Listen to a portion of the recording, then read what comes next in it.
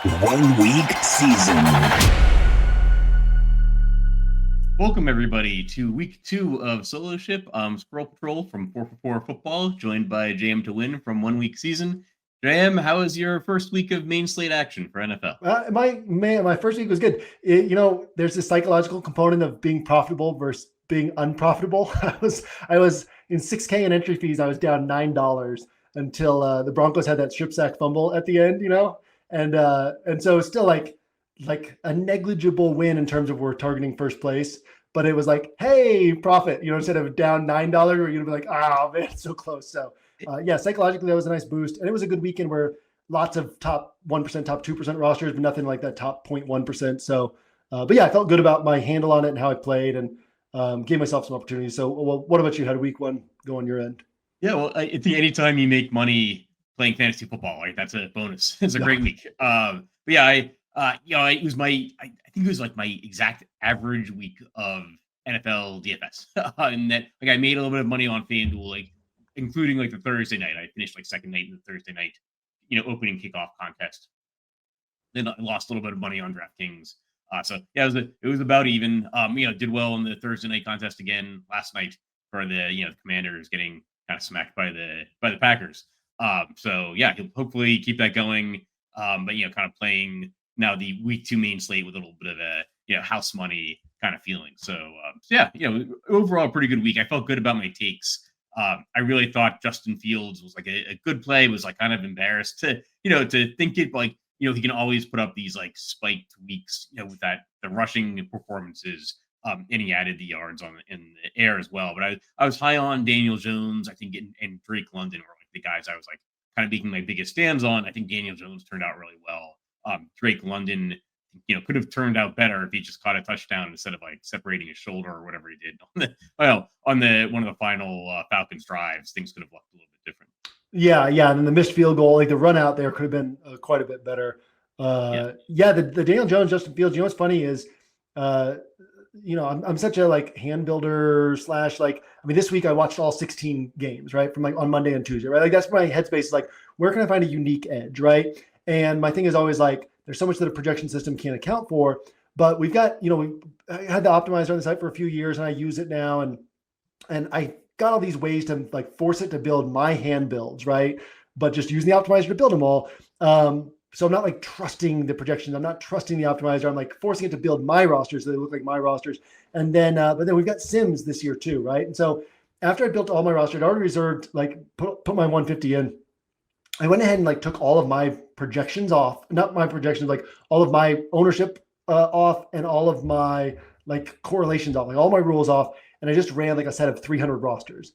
And then I ran the Sims on those and sorted by ROI. And like the top 20 were all Daniel Jones and Justin Fields rosters. And I was kind of at the time, I was like, I kind of like this.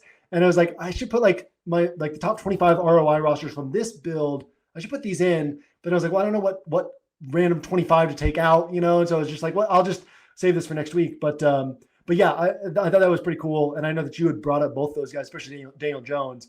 And yeah, man, it was, I think we can go back to the well on Fields this week. Personally, I'm not touching anything against that Denver defense, but I think this matchup is really good for the way that the Jets want to win. I said I watched all 16 games, right? And you see these just deeply physical teams and how different that looks on the screen than these other teams. And like, that's what the Jets are trying to do.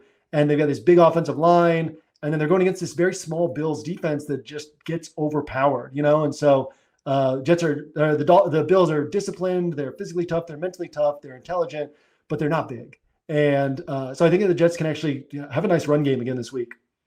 Yeah. So, we had actually one of the things we had mentioned last week. I think I mentioned this on the show. Like, we don't know that much going into week 1. It feels like we know a lot. We've got a lot of like projections in front of us. Sometimes they go out to 2 decimal places, right? And they look very exact. And then week 1 starts and we realize, we didn't, like, a lot of these teams look way different than we thought. And that the week 1 in 2024, one of the games with the lowest totals was, the Saints game. The Saints ended up exceeding the total just with their offense. And then, and they were saying like every game, 11 out of the 12 games, last week has a total of 40 points or higher, or 43 points or higher. and it was the one that had the lowest total, right? Like that where Justin Fields was winning the Millie Maker for people, just because of his rushing performance. But it was like, it was a high scoring game. And this week the Jets are playing Buffalo, and the total is actually pretty high. It's 46 points. One of the higher. There's a lot of games clumped around the 46 mark, but that's one of the higher totals of the week. Now most of that is on the Buffalo side because Buffalo's favored by 6 points. But like Justin Fields puts up really good fantasy performances, even when his team is not necessarily putting up a lot of points. And when they put up 32 points, like he's going to put up a potentially week-winning performance, especially if he's getting 2 rushing touchdowns. Yeah. No, I think it's. I mean, you've also said like we know even less in week 2 because we like overrate what we learned in week 1, and I think that's the biggest challenge. Whether you watched all 16 games or you went deep into the spreadsheets and the advanced statistics, or whether you just were like, let's throw everything out. Like, no matter what, you're still going to overrate what we saw in week 1. And I think that's the biggest challenge this week is like positioning ourselves. Like for me, I don't know how you're seeing it, but like for me, there's a few running backs who really stand out. There's a few tight ends who stand out. Defense is kind of straightforward to me. And then quarterback and wide receiver, to me, I'm like, there's a whole group where I'm like, this one might be the best. This one might be the best. And so for me, instead of trying to like force separation there, I'm just going to say, I've got such a tight core at these other positions that I can rotate through stacks and then like one-off wide receivers around that out of this pool. And so, I'm kind of leaning into this. Like, we don't know enough. And so I'm not trying to like force like, oh, this one I like a lot more than others. There's just like a handful of spots that all kind of are grouped together for me. Yeah, so I'm actually surprised when I go through contests afterwards, or even like a year later, like preparing for the season, looking through last year's Millie Makers, or the high dollar contests on FanDuel or DraftKings. I'm surprised at how many times within the top 10 of a week, like even of the Millie Maker contests, there's 5-6 different quarterbacks, on the lineups in the top 10. Like you could take kind of any quarterback and get there, right? But usually there's a couple of players like at the skill positions that really separate. Somebody puts up a 40-point score out of the wide receiver position or the running back position, and it's like you needed to have that guy. Potentially if it's having other players in that game rise up as a result, like you maybe need to have like a mini stack of that game within, but it almost doesn't matter what quarterback you pick. I'll say though that this year, like I'm changing my strategy a little bit on DraftKings. Like the high end quarterbacks are about $500 to $1,000 cheaper than we're used to seeing them. Like Lamar Jackson, 7,000, like he was 8,000 for a good portion of last season. Josh Allen saw his price, go down a little bit. He put up 40 something DraftKings points. I'm like a little bit more tempted by these high end quarterbacks on DraftKings than I normally am. And then of course we drop down all the way to 4,000 with Mac Jones if we're looking for savings. Yeah, Mac Jones and Kendrick Bourne, his old teammate from the Patriots, 7,500 combined. So, I'm with you on the high end quarterbacks. That's been kind of it's weird because like I don't think that Flacco goes for 30. I'm like, oh, he can go for 20, and if he has a great game, he goes for like 22, 23. There's a bunch of guys like that, right? Where you're like, I can get 20 points. And then you go up to these high priced guys and you're like, I can get 25 to 30, but can I get like 35 to 40? I don't think I can. And then also like, cause Josh Allen, like look at last year, right? How many times was he sub 20 points? Like I think over half his games because that's how that offense is playing. And then when they're in these back and forth games against the Rams or against the Chiefs or whatever, like against the Eagles, he throws on the Superman cape and he like goes and puts up these huge scores. Lamar Jackson, the last time he put up more than 29 against Cleveland was COVID year.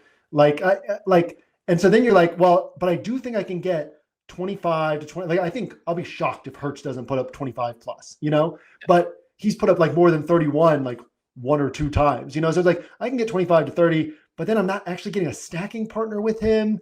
And then so it's just, I don't know, it's a weird week for me like that, where it's like, I look at these high priced guys and I think that we're going to get 1 or 2 of them that's going to put up like 25 to 30.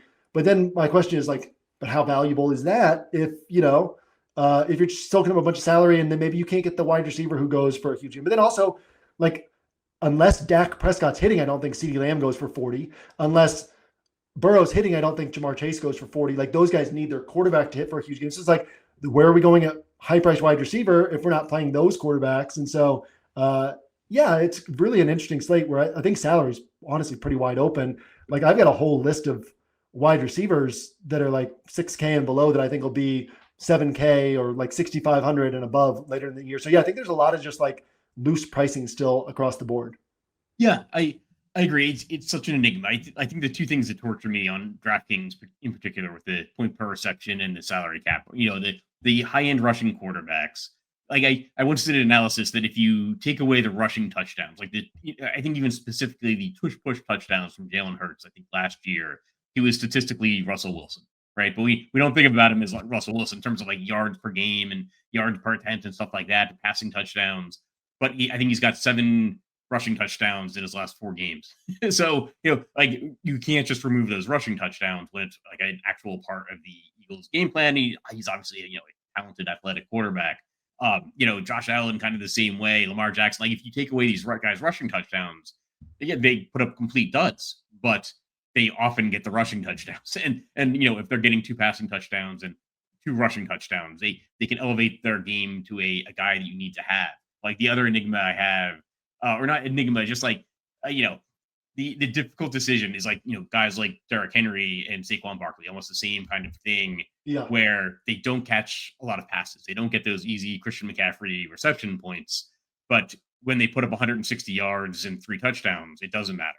Right. And so like, I find it very difficult to like spend up for like a Derrick Henry or Saquon Barkley, and they generally don't project well, but then they're absolutely capable of breaking a slate. Derrick Henry now putting up 20, plus 25 DraftKings points with regularity. And I very rarely am over the field on him. Yeah. This is a weird week, man, where do we spend up? Because I do feel like sort of a mid-range approach is called for. Like I think at running back, Christian McCaffrey, you feel great about him. You'd feel better about him if it was Brock Purdy, or if they had more weapons. But it's a spot where, like, how do you win that game? You got to lean on Christian McCaffrey, right? So the floor of production is really high. We know Chase Brown's going to be out there so much for the Bengals, but you don't expect either of those guys to win you a tournament, right? Those are the guys who, to me, it's like these guys are not going to lose you a tournament, and they got a good shot at like keeping you on track for that win. And so it's harder for me to see, like the tournament winners are usually going to come from pass catchers, as you alluded to before. It's a little bit harder to see like where those 35 to 40 pointers can come from. I think AJ Brown's an interesting one because you have the narrative, right, of him not being targeted till the end of the game. You have a spot where just the posture of these two teams is going to be aggressive. They're going to be thinking like, we have to be scoring. We have to be aggressive. We have to be trying to put up points. And so, yeah, I think that I think that's a spot where like you could see AJ Brown having one of his like 30-point games. Brian Thomas Jr., but like he hasn't done it with Trevor Lawrence. Like they have not meshed, right? And so you're really putting a lot on that expectation where the field isn't seeing it that way. They forget that all of his big games came with Mac Jones, right? So the field is like, oh yeah, just play Brian Thomas Jr., but I do think there are question marks there. So yeah, it's an interesting week where I think there's a pretty broad range of outcomes, but there's going to be some wide receivers who post those big games. And so, for me, it's like, I don't know which one it's going to be, but I know which ones it's likeliest to be. And so then just pile those guys into a bucket and like pull from that bucket throughout my rosters. I'm interested. You didn't mention CeeDee Lamb. He's one of the guys I'm kind of aiming to be over the field on, depending, what his ownership ends up coming in at. But I think he's got a much easier matchup against the Giants than he, had against the Eagles. Like, I think what everyone is in everyone's mind with CeeDee Lamb is like the week 1 performance. He dropped a couple of passes. Like the Philadelphia defense is pretty good.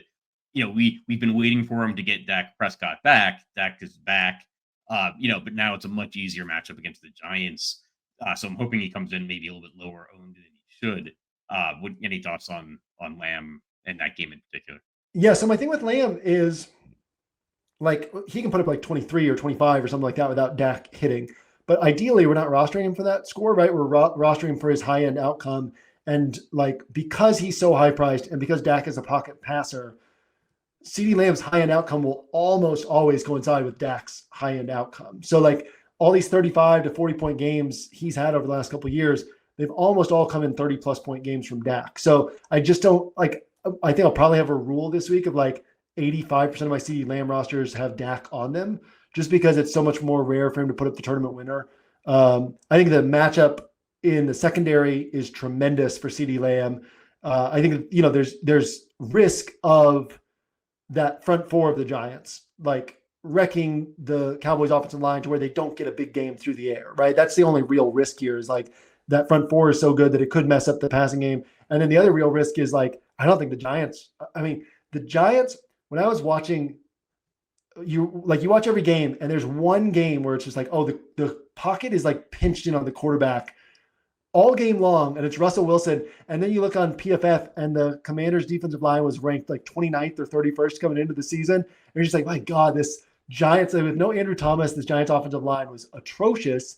And the Cowboys' defensive line looked better than expected last week. It's like, boy, I don't think the Giants are going to do well here. So then the only other concern is like, do the Cowboys keep their foot on the gas? 2 years ago with Mike McCarthy, they did, right? They had like 4 or 5 monster blowout wins at home where Dak and CD smashed in like 30-point wins, right? So if Brian Schottenheimer keeps that up, then yeah, I do like that. I think like Dak is near the top of my quarterback bucket with CeeDee Lamb. I just won't have a ton of, I see the risks, and I won't have a ton of CeeDee Lamb solo, because if he hits for a tournament winner, like you're getting Dak right, so you might as well account for that, is kind of how I look at it. Yeah, I think it's a similar strategy to how I think you feel about like Joe Burrow and Jamar Chase. Yeah. Like if Chase is putting up a tournament-winning score at his price, it has to come with multiple touchdowns. So you might as well add the quarterback that's passing for multiple touchdowns, and maybe you get like something to Jake Ferguson or Noah Fant or somewhere unexpected. You're adding a cheaper tight end. So you mentioned kind of running up the score, or teams putting up outlier performances. Actually, one of the games I wanted to talk about, potential like kind of grudge match is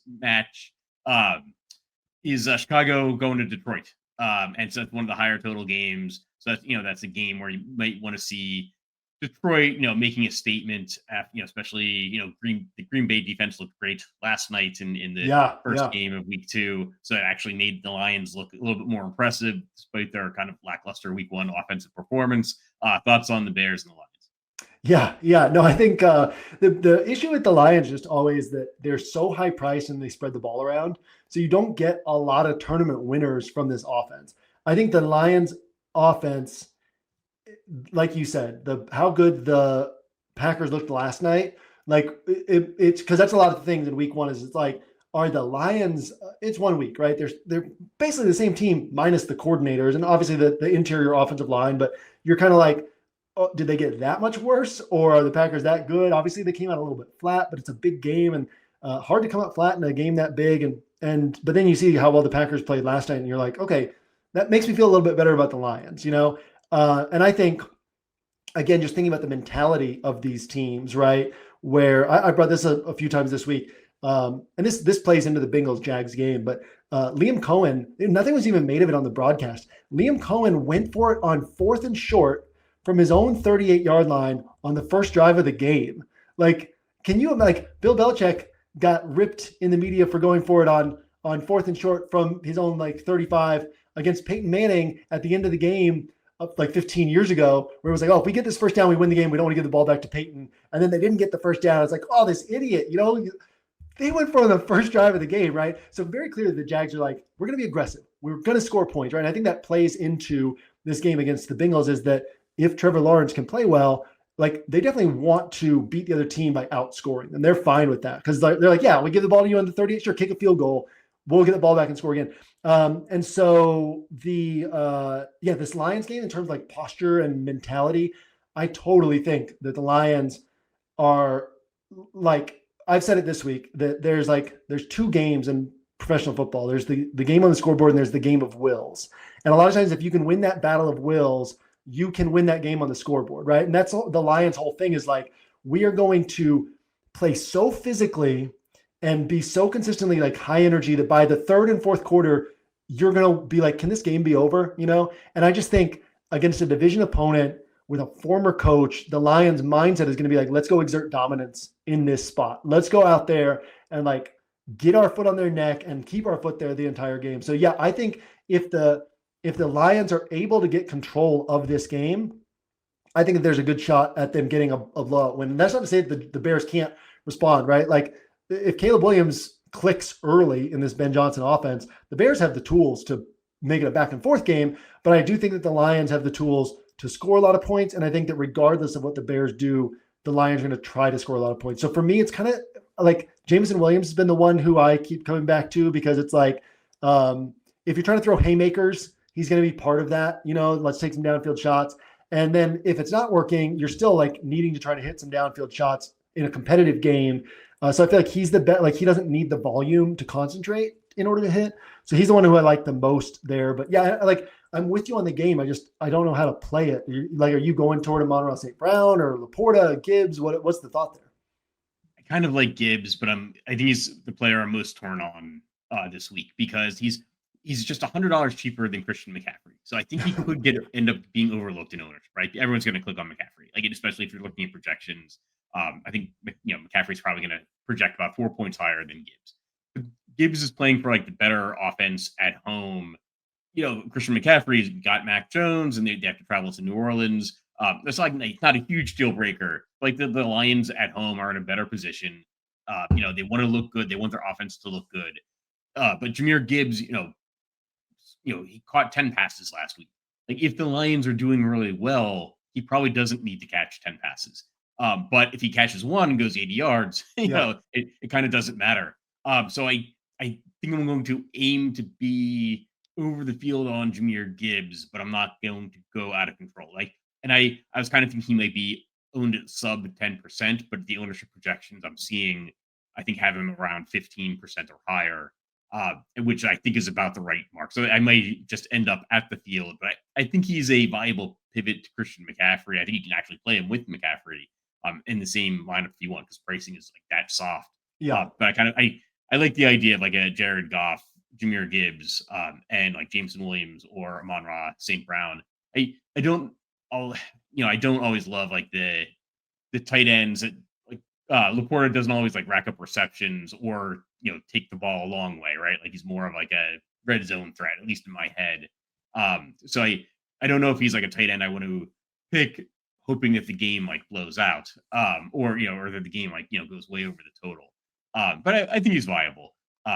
But I think Jared Goff is in kind of a bounce back spot. So I think he's a quarterback that should be talked about or played this week, with the Lions potentially wanting to put up a good show on offense. Yeah, right now I've got I think my top tier is where I'll have the highest exposure ownership, and they'll all be kind of grouped together. And it's Friday afternoon, and I always readjust my thoughts after talking to you. I readjust my thoughts after listening to Lord Reeves and Hilo. But right now I'm kind of Burrow and Dak and Kyler and possibly Flacco in that group, and then maybe the step below that, Fields and Goff. And so exposure, but not at the top of my pool. And nobody's really going to be it's not like last week where I had 30% Baker, and 30% Flacco. And it was these are the two guys I'm starting with, and then we'll trickle in things from there. This week it's going to be more 12 to 16% of this guy kind of across several guys. And then Goff might be in the 6 to 8% for me, but I've been back and forth on him because he just so rarely throws for volume, and it's so hard to know who to stack him with.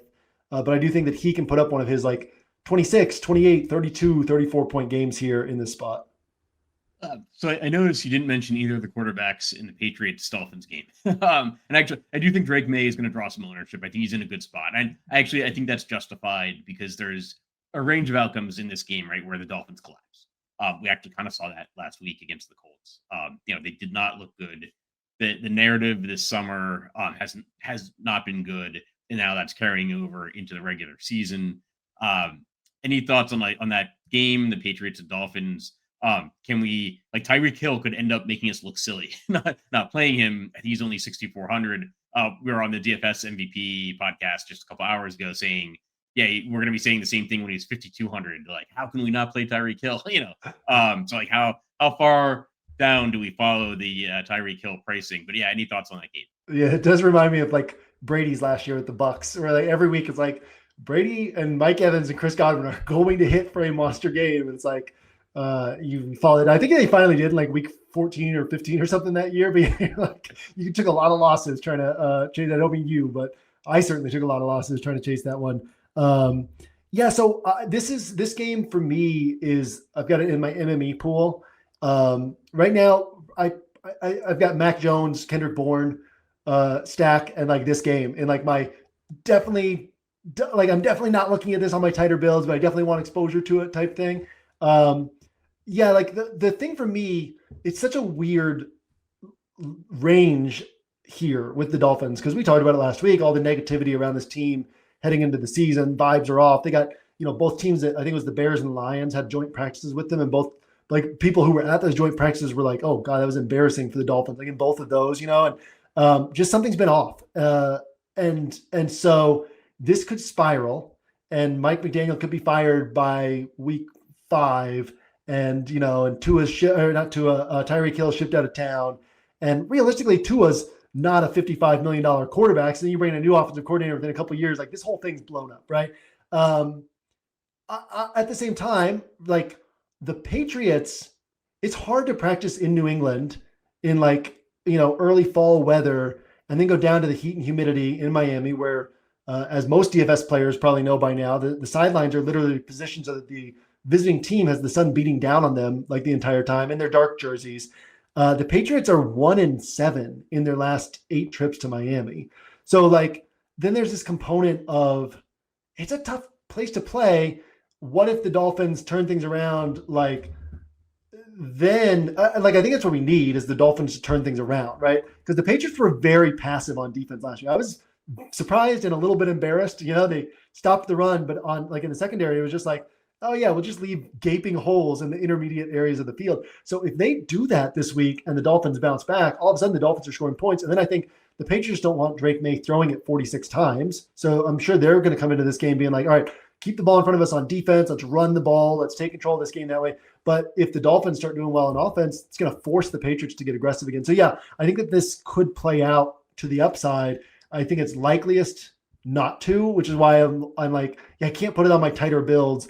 But it is something that I definitely see what you're seeing on this one. It's like, I definitely want exposure here. Yeah, I think that's a good way to put it. And honestly, I feel that way about Justin Fields like last week, that he was a really good MME player, but you actually didn't necessarily need him to win a tournament. Daniel Jones rosters won smaller field contests. Michael Penix rosters won smaller field contests. I think Fields had the highest quarterback score. But it's a good distinction to make on a show about single entry, right? That theoretically about single entry. Yes, yeah. That I think chasing like a Tua Tyreek Hill lineup is a good idea for if you want to beat 200,000 entries. If you're trying to beat like 1,000 entries, or maybe even like 5,000, you don't necessarily need to be taking a risk on a quarterback that has not looked good, and there's words of chaos, surrounding the organization. So one game we haven't touched on that much, Carolina and Arizona. But you did mention Kyler Murray being in your quarterback pool. Any thoughts on that game? Yeah, I've talked about this in a few places this week. I talked about it last week, but just the math on playing Hurts naked and then trying to get 2 other uncorrelated spots right.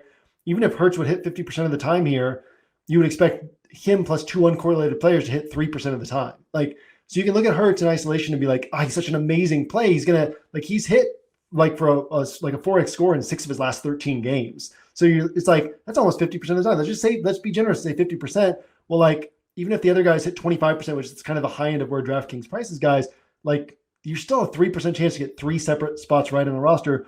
Whereas Kyler and Marvin Harrison Jr. and McBride hit 18% of the time last year, all 3 of them hitting together. And so when I look at the math, it's just Hurts is going to hit more often than Kyler. Hurts is a better play than Kyler if it's just 1v1. But in terms of what makes you more money, the Cardinals have such a concentrated offense that you just know where it's going if Kyler hits. So I really like Kyler. I had him on 12% of my rosters last week, and I'm going to have him similar this week because it's just one of these weeks.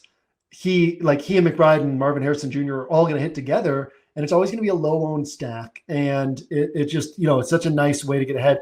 High implied team total, great matchup, and yeah, I like the run game too, but I'm a little concerned about Connor's workload in terms of like Trey Benson. There, Jonathan Gannon said this offseason, we don't have a 1A and 1B running back. We have 2 number 1 running backs. Now, obviously, Connor's going to be the lead, but they did scale back his work last week and increase Trey Benson's work. And he's not an explosive player. He's like, you love him because he just gets 4 to 5 yards every time, and then he's good at catching the ball. He's good in the red zone, but it's harder to see him running away with this one. So I'm a little bit down on Connor, but I'm still going to have some because I want to bet on this offense in the spot, but I definitely want to bet on them through the passing attack because I think it's one that just, like people just don't gravitate toward this one as much as they should. And they'll be on McBride, but they won't be on like the full stack. And I want to be there this week. Yeah. I think the Cardinals are an interesting statistical team because Trey McBride had 111 receptions last year. It's 49 more than the next closest Cardinal, which was Marvin Harrison. But McBride doesn't catch touchdowns. So McBride gets a bunch of receptions. Marvin Harrison gets the touchdowns, right? And James Conner, if it's a rushing game, James Conner, is doing well. Put up over 1,000 yards last season, eight rushing touchdowns. He contributes in the passing game as well. He had 47 receptions. But yeah, I mean, it's just those 3 guys, and there's almost nothing else you need to account for on Arizona. So yeah, if you're playing Kyler, like there's no question. If you want to play Kyler double stack, who the double stack is. Assuming you're not stacking him with James Conner. Yeah. I guess so. Any final thoughts on the week? Any games we didn't touch on? Yeah, I think that other side of that game, I think Tetero and McMillan. We talked last week about everybody wants to play the rookies in their first game. I haven't looked at ownership this week, but I just have to forget about him. Yeah. Nobody's brought him up. He had 9 targets. He got 5 of them. Like he looked great. And everybody wants to play these. We brought it up last week. Marvin Harrison Jr. went for like whatever it was, 1.2 points in his first game at huge ownership and a high price tag, and put up 32 points the next week with nobody on him. So Tetero and McMillan, I just think if you like the Cardinals to put up points here, we should like him to be involved. And he's another one of these guys who I think he's going to be priced at 6,500 or above later in the season. And if it was a different quarterback, he's got 7K potential later in the year. But he's a guy who I just, when nothing's really standing out to me and it's early in the season, I like just saying, who are the underpriced guys? And I like Kyler. So as we're talking about that Cardinal side, I just want to throw that out there. And then, nothing else from me. Just I think it's interesting. The important thing is just to have an understanding of how we each see the week. And so, like I said, the way I'm seeing it is kind of a tight pool at a few positions. And then that allows me to mix and match things at quarterback and pass catcher this week. I'll say that, I guess my final closing thought for single entry, I think Lamar looks like a Lamar Zay Flowers stack is looking good to me because I think we can afford it. It's much more affordable than it would have been maybe a year ago, like at your week 8 a year ago. That the Ravens have the highest implied point total in the week. Like you can make an argument that you should be considering either Lamar or Derrick Henry on any roster, right? Because they are expected to put up over 4 touchdowns against Cleveland. So I think they're in a good spot. But yeah, they're not necessarily the place you have to go, but I think it's a good place for single entry. Yeah, I really like Zay Flowers this week. We didn't get to touch on him, but I think he's kind of in this bucket of wide receivers that I like this week. Yep. All right. Well, that'll do it for this week. Hopefully see you guys at the top of the leaderboards, and we will catch you next week.